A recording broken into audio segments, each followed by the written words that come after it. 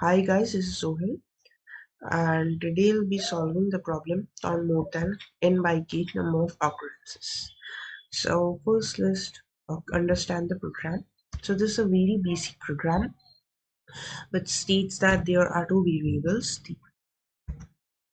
namely n and k. Okay. So we'll be taking two examples here, and like the number of occurrences of frequencies. So what is the meaning of frequencies? That see there are like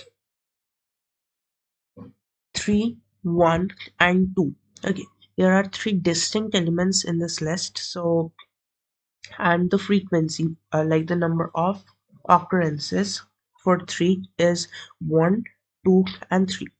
For 2 it is 1, 2 and 3, and for 1 it is 1 and 2. Okay, so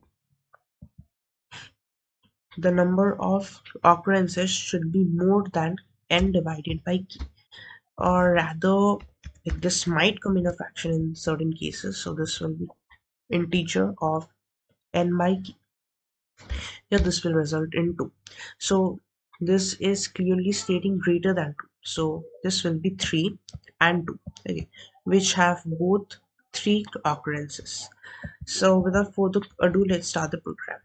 Okay, now this is a statement for Python users like in C, C++, and Java and JavaScript.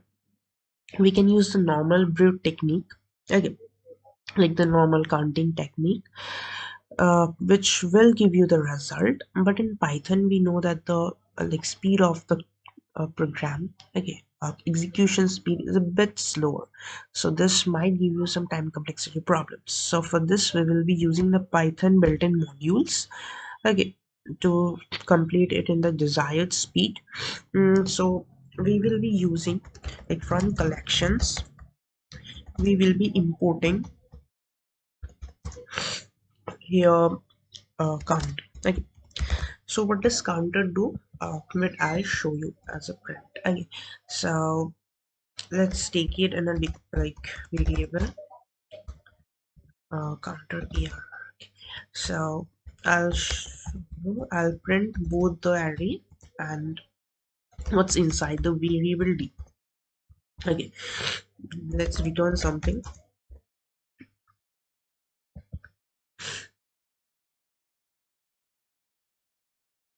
Okay, so here yeah, here you can see that like you will get this thing in the variable d. So what is it? See, there are three occurrences of 3, 1, 2 and 3.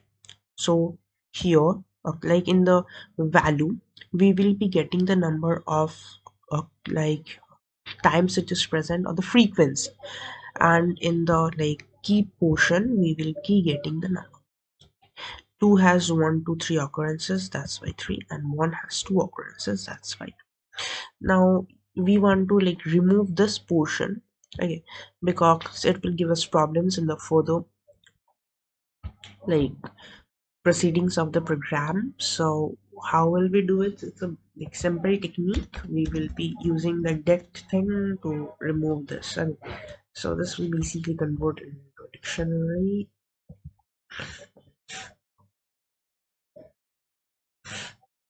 Like now you have got a like cleaner dictionary. Okay, so let's do this thing. Let's solve this thing. Okay, we'll be storing it in d itself.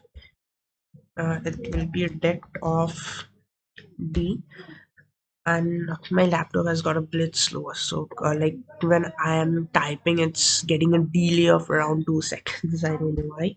So yeah. So now what will we do is we will be running a loop here. Okay, so now you will be asking here like we will be checking the values, okay, not the keys.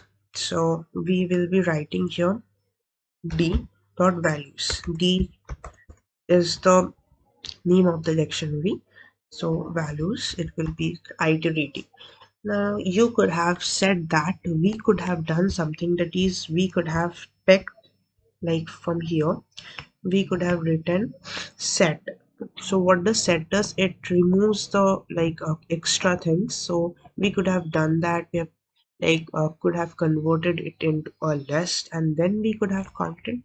But this is not a good technique, and this will definitely give you some time complexity problems. Why so? Because when you are counting, each time it is traversing through the list, through the whole list.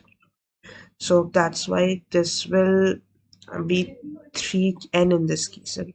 So this is not a good idea, definitely. So what will we do here is we will be checking if if the value is greater than integer of n by key. Okay, so if it is so, we will be setting a counter variable, let's say s. So s plus 1 is equals to 1. So now we will be easy. We can return this. Let's review the code once. So yeah, I think we have done all the necessary things. Let's run it once.